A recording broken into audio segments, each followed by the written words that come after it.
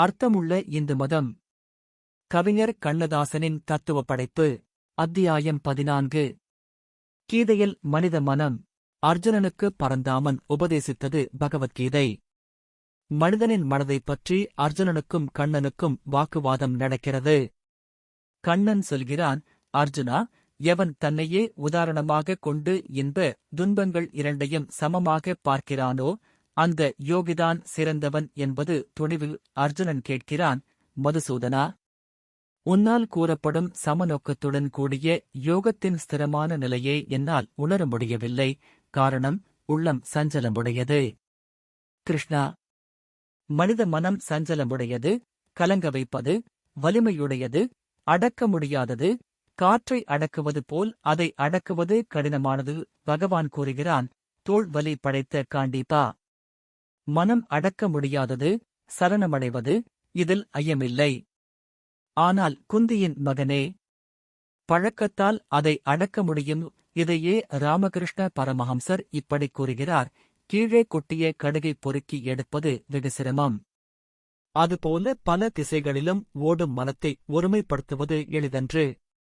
ஆனால் வைராக்கியத்தால் அதைச் சாதித்துவிட முடியும்.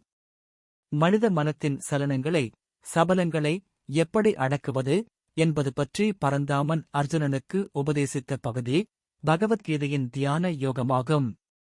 சகல காரியங்களுக்கும், இன்பத்திற்கும் துன்பத்திற்கும், நன்மைக்கும் தீமைக்கும், இருட்டுக்கும் வெளிச்சத்திற்கும், பாவத்திற்கும் புண்ணியத்திற்கும், அன்புக்கும் வெறுப்புக்கும் மனமே காரணம். மனத்தின் அலைகளே உடம்பைச் செலுத்துகின்றன. பகுத்தறிவையும் மனம் ஆக்கிரமித்துக் கொண்டு வழி நடக்கிறது.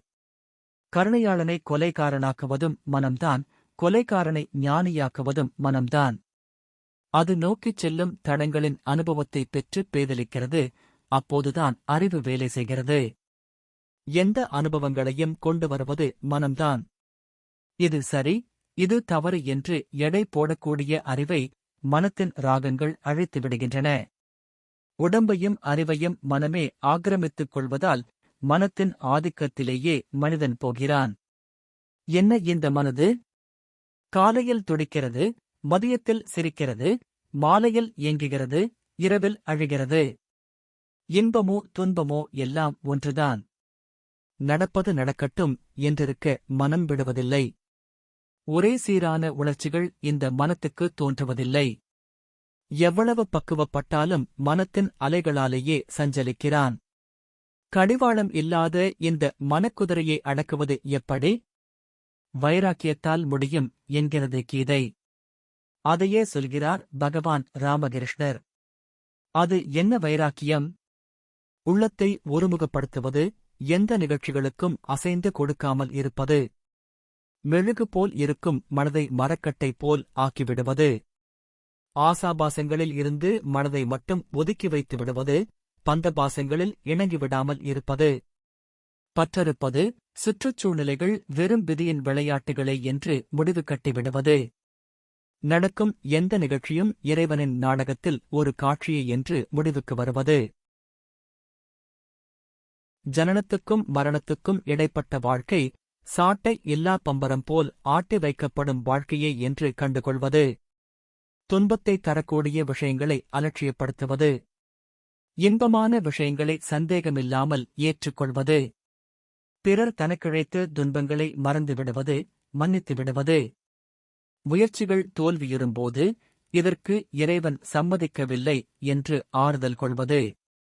கணநேர இன்பங்களை அவை கணநேர இன்பங்களே என்று முன்கூட்டியே கண்டுகொள்வது.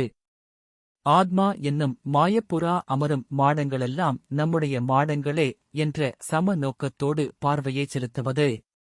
காலையில் இருந்து மாலை வரை நடந்த நிகழ்ச்சிகள் ஆண்டவனின் கட்டளையால் செலுத்தப்பட்ட வாகனங்களின் போக்குத்தான் என்று அமைதி கொள்வது.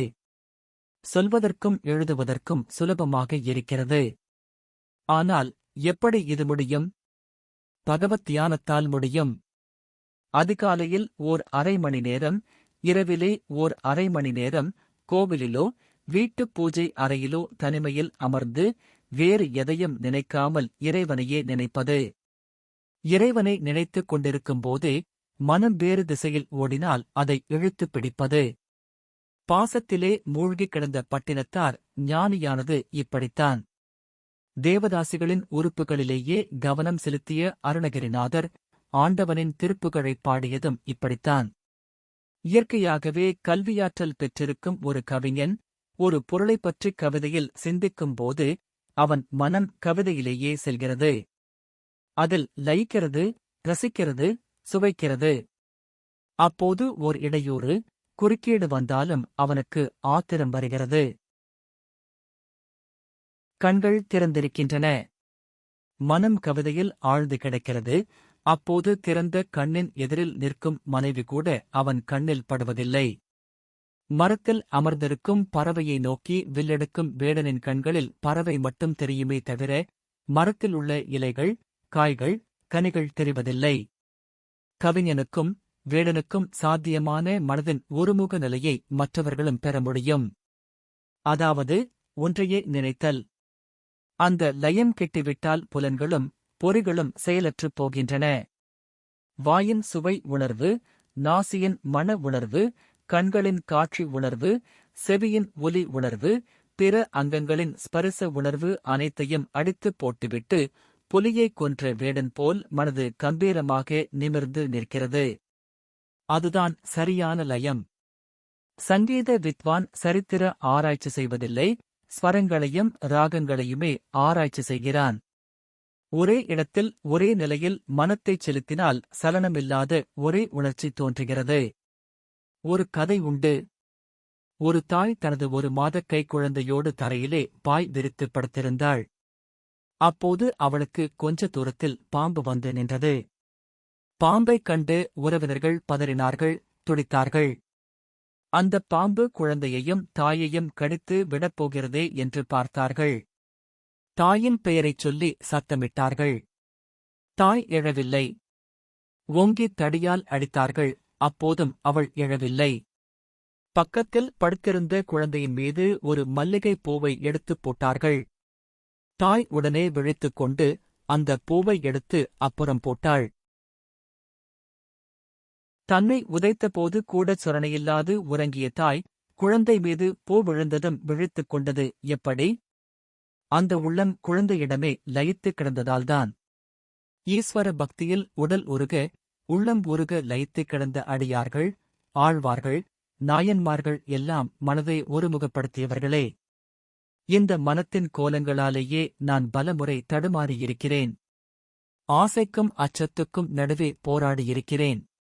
ஜனனம் தகப்பனின் படைப்பு, மரணம் ஆண்டவனின் அழைப்பு, இடைப்பட்ட வாழ்க்கை அரிதாரம் பூசாத நடிப்பு என்பதை நாளாக நாளாக உணர்ந்து வருகிறேன். இன்னமும் முழுப்பக்குவம் கிட்டவில்லை. திடீர் திடீரென்று மனதில் ஒன்றிருக்க ஒன்று பாய்கிறது. ஒன்றை எடுத்தெறிந்தால் இன்னொன்று ஓடி வருகிறது. ஒரேயடியாக மிதித்துக் கொன்றால்தான் நிம்மதி கிடைக்கும் என்பது தெரிகிறது. என் கால்கள் இன்னும் அந்த வலுவைப் பெறவில்லை. பெற முயல்கிறேன், பெறுவேன். பிறந்தோருக்காக சிரிக்காமலும் இறந்தோருக்காக அழாமலும் பரந்தாமன் கூறியது போல் சமநோக்கத்தோடு நின்று மன அமைதி கொள்ள முயல்கிறேன். அதை நான் அடைந்துவிட்டால் கடவுள் கண்களிலே கண்ணீர் வைத்ததற்கான காரணமும் அடிபட்டுப் போகும். இவ்வளவையும் நான் சொல்லுவது லௌகிக வாழ்க்கையிலும் நம்மை அமைதிப்படுத்துவதே இந்து மதத்தின் நோக்கம் என்பதை விளக்கத்தான். லௌகிக வாழ்க்கையை செப்பனிடும் இந்து மத கருவிகளில் பகவத்கீதையும் ஒன்று என்பதுதான் என் துணிவு. சுபம். அடுத்த அத்தியாயத்தில் சந்திப்போம்.